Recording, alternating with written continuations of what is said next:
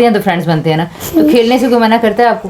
खेलने से? हाँ, नहीं तो खेलने से कोई मैं मना? खुद ही नहीं खेलती, मुझे खेलना पसंद नहीं है, मैं बोर होती हूँ।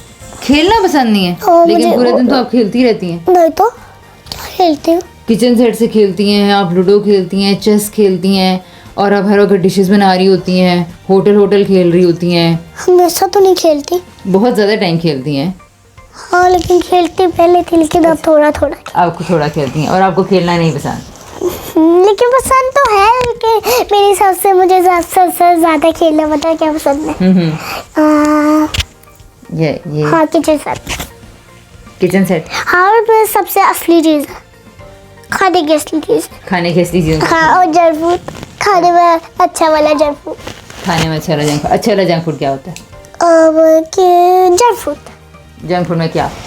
जैसे कि बिस्किट, हम्म। और ना मामू जो ओरियो होता है ना, उसके जो ऊपर वाली वो जो ब्लैक कलर का होता है, वो ना मैंने ओरियो में खाया था, उसके ऊपर वाली और क्रीमी, मजा आया। अच्छा, जब आप ये जब बिस्किट्स खा रही होती हो तो कभी कभी आप कहती हैं